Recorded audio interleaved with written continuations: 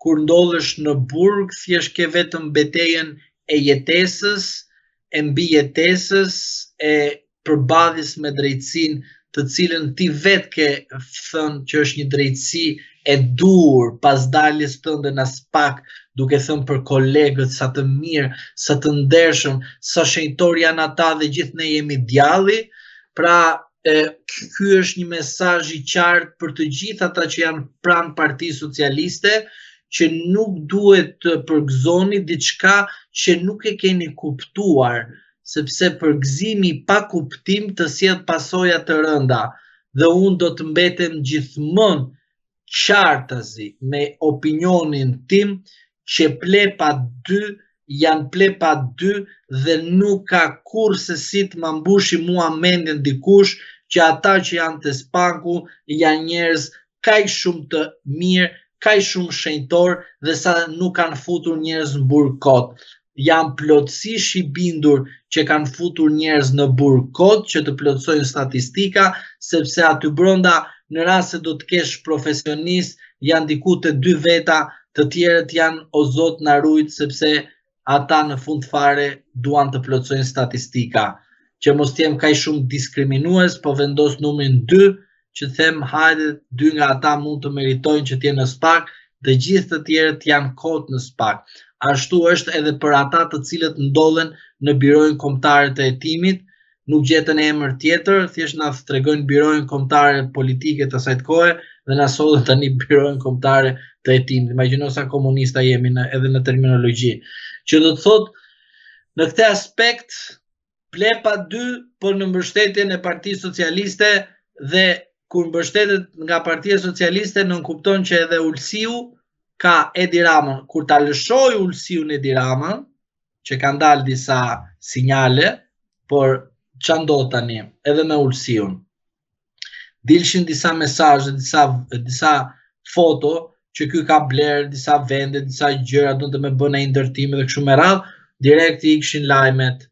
Dilte ai skandal aty, dilte Ulsiu përpara, e mblidheshin prapë si lajm. Kështu ndodhte edhe me Erion Velin. Dilte për Erion Velin që është i akuzuar, pa e mblidheshin si lajm. Dilshin për Ahmetan e akuzuar e mblidheshin përsëri si lajm. Pra do të thotë që është dikush i cili organizon se si do të mbrohet kryetari i Partisë Socialiste zoti Rama, dhe prandaj zoti Veliaj godet zotin Manja, por nuk godet zotin Rama, por në të gjitha rastet godet drejt për së drejtit Edi Ramën. Ndërkohë, kryetari i Partisë Demokratike ka deklaruar gjithashtu se Erion Veliaj mund të jetë kërcënuar duke i dërguar plumb brenda zarfit në burg apo mund të jetë droguar. A mendonin se mund të ketë arritur deri në këtë pikë ndaj Erion Veliajt? Thjesht kryetari i Partisë Demokratike, quhet Sali Berisha, është një ndër personat të cilët gjithmonë dua ta dëgjoj, gëzohem kur e dëgjoj, por ndonjëherë mbaj rezerva kur e dëgjoj, sepse nuk mund të jemi dhe kaq shumë skenarist. Ta ulim skenarin, të ulim këmbët në tokë, të shikojmë situatën ashtu siç duhet, por ajo që mua më shqetëson është që nga 46 protesta përpara Bashkisë së Tiranës, sot kemi 0 protesta përpara Bashkisë së Tiranës. Dhe ma dëgjoj me vëmendje këtë, të lutem, sepse duhet të informoj qytetarët shqiptar për diçka që nga aspekti juridik, jo politik, nuk është gjë pozitive kjo që ka ndodhur. Kush është skenari, ju lër këto që tha Sali Berisha, po them unë skenari që Erion Veliaj mund të përfitojë pas shumë vitesh. Kur ti si një parti politike ke qëndruar tjetrit 46 protesta jashtë zyre dhe pasi është arrestuar, ke ikur dhe nuk e bërë më protesta, do të thotë që ti ke legjitimuar ardhen e Ramës dhe në të formë ti ke ushtruar person ndaj një drejtësie, të varur apo varur nuk na intereson, sepse për ndërkombëtarët nuk intereson ç'a bëjmë ne, a e kemi plepa 1, plepa 2, a e kemi dumanin socialist apo amerikan apo demokrat, apo nuk ne intereson.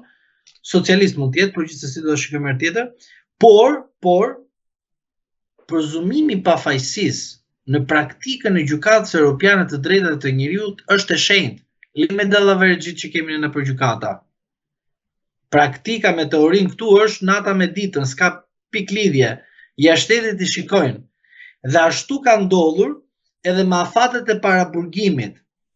Për shembull, ish drejtori i RTS-s nga gjykata europiane i thanë: "Ore, këto afatet me këtë njeri çfarë janë bërë? Keni mbajtur në burg kot sepse nuk kishit gjetë prova dhe çfarë janë? Çfarë keni bërë?" Prandaj them që ne duhet kuptojmë qartazi, loja politike është gjë tjetër, a janë fut plumba apo nuk janë fut, a ka marrë depon apo nuk ka marrë depon, a ka pas depresion, a ka pas tension, është puna individuale e shëndetit të tij apo të veprimet të tjera të cilët ne nuk i dim. Por ajo që do të jetë kosto e rëndë për qytetarët shqiptarë që përsëri ne do pagojmë lek, e ata tjerë do të fillojnë të marrin pension kot, është që këtu do të kemi një rast shumë të madh në rast se pas 4 vitesh nga sot që flasim, 4 vitesh Erion Velia e çon rastin e tij në gjykatën europiane dhe në themel të rastit, dhe sikur të jetë dënuar, dhe ai jo vetëm merr ndosh problem, por detyron gjykatat shqiptare të rihapin rastin e tij. Atëre nuk e di a do të ketë Sali Berisha, a do të ketë Duman, a do të ketë Dado, a do të ketë politika aktuale shqiptare që të ketë mundësi të reagojë apo një drejtësi e tillë si është sot. Prandaj unë mendoj që politikanët tanë, e them për të gjithë politikanë, të kenë kujdes, sepse në fund fare, në rast se ju me prova doni të fusni një person në burg, ato prova në fund fare nga gjykatët e huaja xerrohen, dhe në fund fare të vjen ty fatura këtu dhe nuk ke çfarë të thosh më qytetarëve shqiptar.